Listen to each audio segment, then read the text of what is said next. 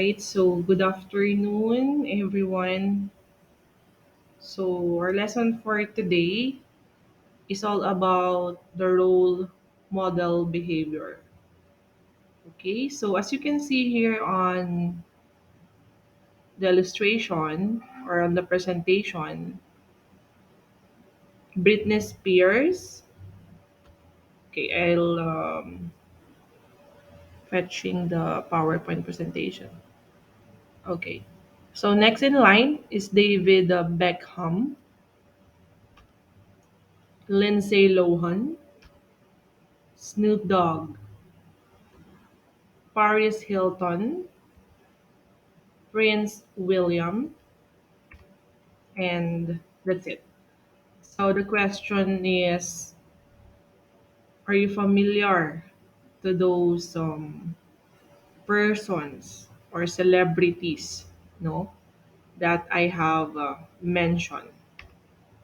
So those illustration name of celebrities are connected with our topic about the role model behavior. So again, we have Britney Spears, David Beckham, Lindsay Lohan, Snoop Dogg, Paris Hilton, and Prince William. So the question is that because a person is famous and wealthy, are they automatically positive role models? Or if we will omit the word positive, can we consider those person celebrities? We know that they all of them are famous and wealthy, of course, but do we consider them as a role models? I want you to think of that. Okay, so when we say role model, so we have the definition here. It is not what one has, nor even what one does, which directly expresses the worth of a person, but what one is. This is according to Mr. Henry Frederick Amiel. So, what do we mean by this statement? I will give you an example. I have a pencil, no? Lapis. We know that pencil is intended to write a word, to draw, and also if you will imagine a pencil has its eraser. So the eraser also has its own function, of course, to erase all the errors or any mistake that is written already. So there's specific work or what we call worth of a pencil. But if a pencil is halimbawang hindi ginagamit sa ibang bansa, only in the Philippines, nawawala yung sense ng function ng pencil on the other country. Bakit? Kasi sa Pilipinas lang tayo or sa halimbawa ko lang, sa Pilipinas lang pwedeng gumamit ng lapis. So nawawalan ng kwenta, nawawalan ng worth ang lapis once ito ay mai-position or mai-display sa ibang bansa. Nawawalan ng value at the same time. So what I am trying to say here, as a role model, regardless of the place, regardless of your function, hindi doon magdedetermine if we or you are a role model. Because role model is something to do with who you are and what can you express from within. Not because you are just expressing what is right so that the people that surrounds you is maging proud or sabihin na nating maging mataas ang tingin sa'yo. Or minsan, if we have a lot of money, we have a lot of property, or any material thing, role model ka na agad. Mataas na yung tingin sa'yo ng ibang tao. Or believe na sa'yo yung ibang tao. And even yung mga ginagawa natin everyday. Halimbawa na lang, you are joining an organization, volunteer kayo sa isang charity event, and whatsoever. So, nagiging role model kayo. Pero hindi lang pala dun magde-define to be a role model. This is something to do with who you are, like a pencil. Kahit nasa ibang bansa yan, is makikita pa rin yung value and worth niya. Pencil is still a pencil. And even individual or person, no? There is something that you can express something unique that is coming from within. And if we will define again, other definition when we say role model is this is a person who models or patterns behavior, attitudes, and values. So we have the word models or patterns behavior. Okay? So, ibig sabihin nito is a good role models practice at the same time good humility. Okay? Since from the definition, we have the word model and pattern behavior. Okay? So practice humility, they're honest when they're not sure what to do, and they are happy to ask questions to someone and able to learn. Kasi there are people na they don't want to ask kasi nakakahiyang magtanong baka magmukhang mangmang. Sorry for the word. Or parang magmukhang ba't parang walang kaalam-alam to. But asking question is not bad, but this is part of a good role model, no? And also from the definition, behavior, attitude, and values, they are comfortable with encouraging other people to flourish. You're not about to focus your strength and your skills para sa sarili mo lang. Pero mas nag enjoy ka to share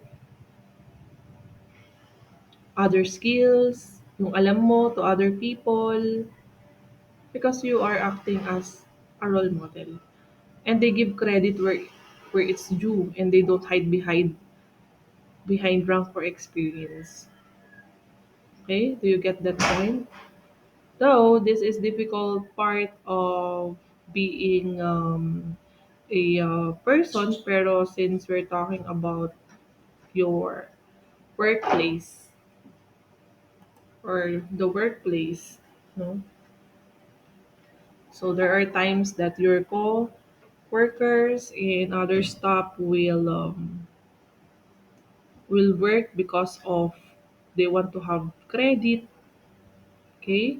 Or they will work because of the pay, or they will work because at the end of the day, they want a position in the company. But in reality, their attitude is, sabihin na natin, hindi nakaka-influence to other staff in the environment ng workplace kasi what do you mean by that? Tagalog term. Pakitang tao or hypocrite. Okay? Yung mga tao minsan. Do you get my point? So there are times na kaya ina-express natin lahat ng magaganda kasi ayaw nating mapahiya sa ibang tao. Magagandang attitude, magagandang values na alam natin, i-affirm tayo, no? Ng ibang tao na kapaligid sa atin. Pero it's not a role model. Yung gagawa ka lang ng lahat magaganda lang para maging maganda ka sa picture. But this is something to do with your behavior, attitudes, and values that comes from within. Ibig sabihin, kung ano yung tunay at totoong ugali mo na meron ka, which is talking the positive thing yun dapat yung ilabas mo. O yun yung showcase mo. Hindi yung napilitan ka lang maging honest sa trabaho, napilitan ka lang maging masipag, napilitan ka lang maging professional sa trabaho mo. Lahat napilitan. So you are acting as hypocrite. You're not a role model. And also, the question is, why is it important to have role models that inspire you? Okay? Another question is, how do role models influence you? And can a role model be a negative influence? If you can see someone do something, does it make it easier for you to do also? Can you have more than one role model? Can role models come from many sources? Okay, so let's start with question one here. Why is it important to have role models that inspire? Of course, everyone needs something na makakapag-build sa atin, sa ating personality. So most of the time, we need other people for us to get motivated in all that we do. And we need also someone that will lead us to the path that we know at the end of the day, this is the path for success. So that's the essential of looking forward for a role model that will really inspire us. Or sometimes our role models in life is our family, our parents, our brothers and sisters. Okay? Because aside from I have mentioned having a role model that inspire us, what do you call this one? They perceive, ayun, with their personal qualities, behaviors, and achievements. So they can inspire others to strive and develop without providing any direct instruction. Okay? So kung makikita nyo lang tong taong to, yung taong iniidolo ninyo, or yung taong tinitingala ninyo, they perceive good qualities. That's why you are looking unto them. And also, from the second question, how do role models influence you? So, paanong paraan you as a student and future employee someday, how do role models influence you? Okay, I'll give you 1 minute to think.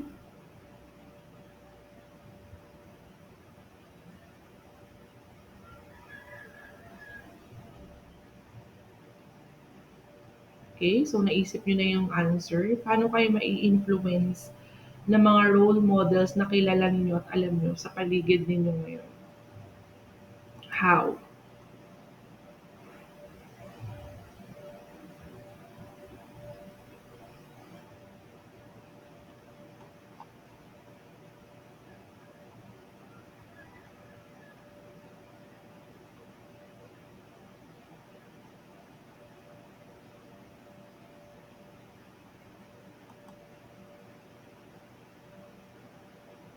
Okay, so do you have your answer na? Nakapag-isip na dun sa question na yon? So, syempre, the answer is that they influence you because there there are traits or personalities na alam nyo na parehas kayo. Okay?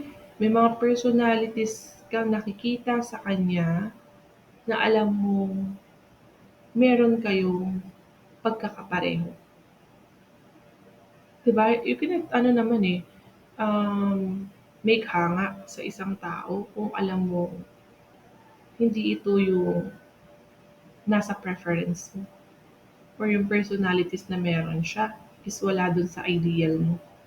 So, most of the time, nai-impluwensyahan tayo because also you as individual has that personality or attitude also. Okay? And another is, can a role model be a negative influence? Of course, the answer here is yes. Okay, paano nagiging negative yung influence ng mga role model kay sa atin? If, again, going back to the definition a while ago, if they are acting like a hypocrite. Sabihin, you know to yourself na itong taong to, ah, nakikita lang natin na maganda yung ginagawa niya sa harap din na ibang tao. But at the end of the day, you know the true colors or ano yung buhay na meron tong taong to. But we're not in the position to judge naman.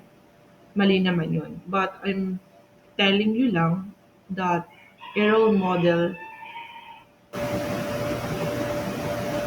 can have a negative impact also to us because they are not perfect. So, with that, kailangan din nating ma-assess first those personalities na meron sila, and with that then is we can possible lang kasi sa dalawa, we can learn or unlearn yung mga bagay na pinapakita sa atin. I-adapt mo or hindi.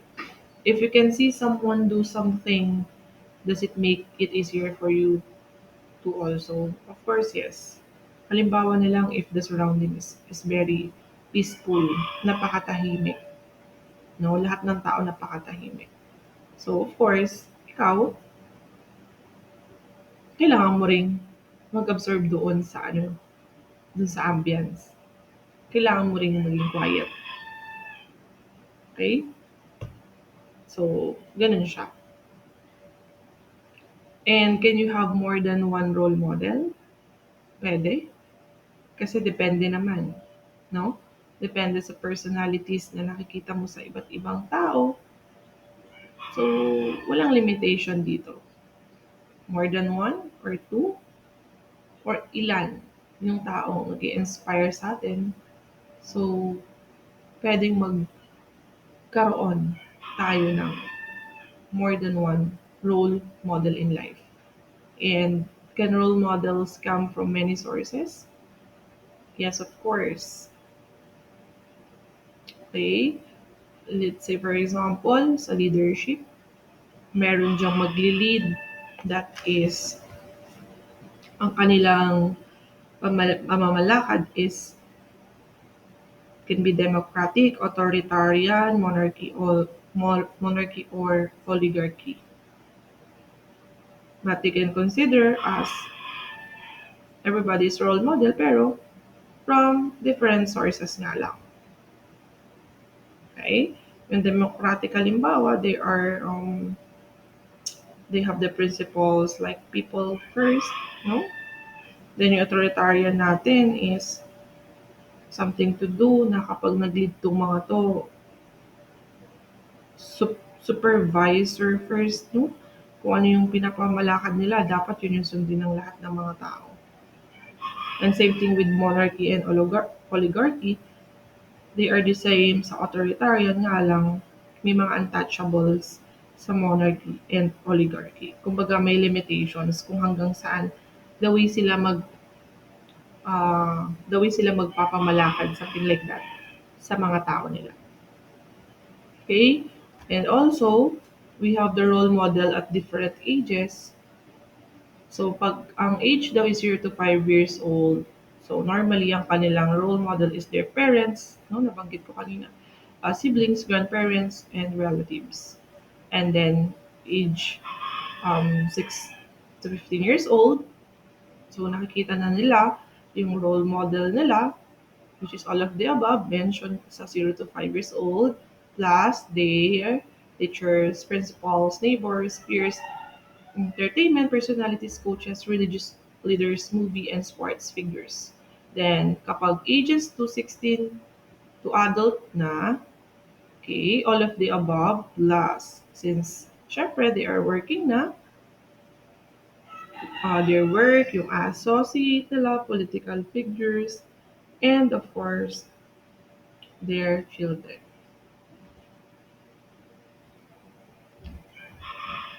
So here's the question, you as a role model, if you are accepting yourself that you are a role model now, here's the question for you.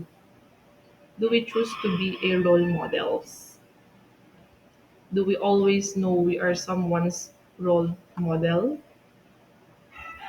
Does that place the responsibility on us to always perform as role models? Or does that make us feel comfortable or uncomfortable? Okay, so later you will answer this question sa inyong sit to work. Okay, so I'll be posting later itong questions na to. Okay, so kayo ngayon ang sasagot. You as a role model. Okay, so what else? Ayan. So may mga followed up question pa rin tayo. What are your three strongest qualities as a role model for people around you? What are your three weakest qualities? Who are five younger people in your life that you may be a role model for? And lastly, what responsibilities do you have as a possible role model? So maybe I'll include the last two questions here sa Sitwork ninyo. Okay, itong who are five younger people in your life that you may be a role model for, tsaka itong last, which is what responsibilities do you have as our possible role model. Okay, so according to Muhammad Ali, champions are those people who have desire deep within to dream, to achieve, and to succeed. So if we will connect this one in the context of a role model, this is something to do with those persons that is wishing things to be happen. Okay? So hindi sila napapagod gawin yung isang bagay na alam nilang mapupulfill nila at the end of the day because of the the behavior, because of the attitudes and values that coming from within. Okay? Do you get that point? So parang mas madaling ma-achieve yung success if hindi tayo hypocrite, no? Desiring deep means you are wishing or nagpo-push through talaga tayo that everything will happen with the help of the behavior, the attitude, and values that we have. The true, our true colors.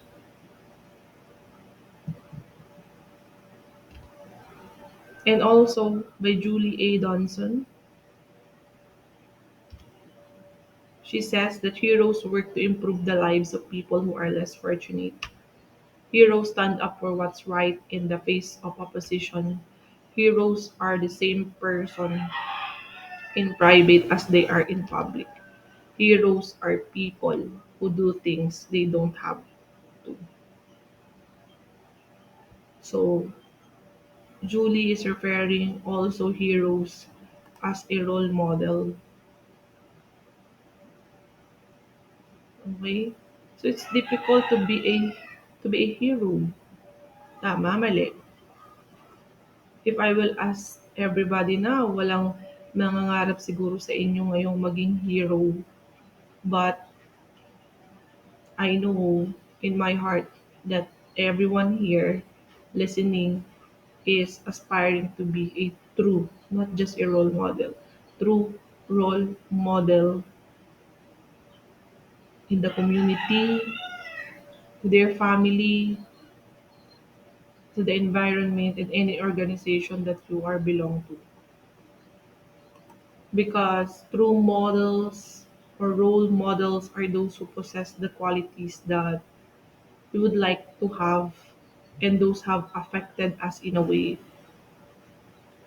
that make us want to be better people.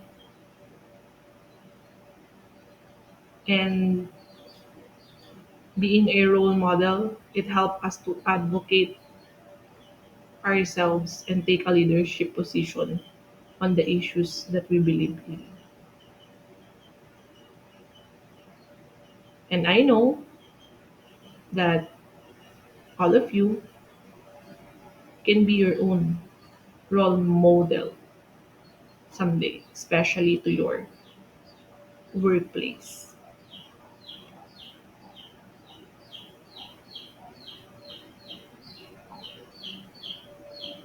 So,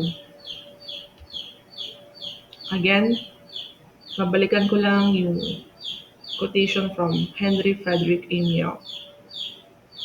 Role models is not what one has, nor even what one does, which directly expresses the worth of a person, but what one is.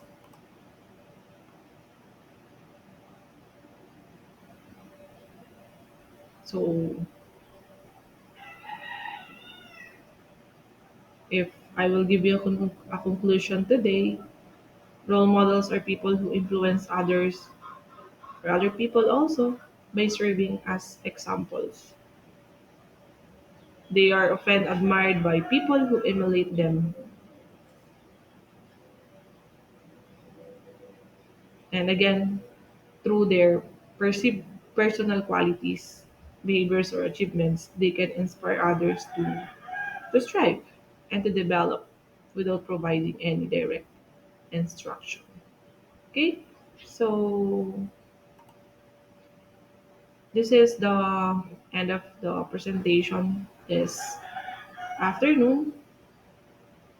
So I want you to go to our Google classwork, and I'll be posting your sit work for today. And be mindful also, students, to the submission of your sit work. So any question, any clarification, or any violent reaction. So if ever you have questions, of course, you may reach me through my email, or pwede naman kayo mag-message sa ating GC. Okay, so that's it for today. Thank you for listening. Goodbye and God bless everyone.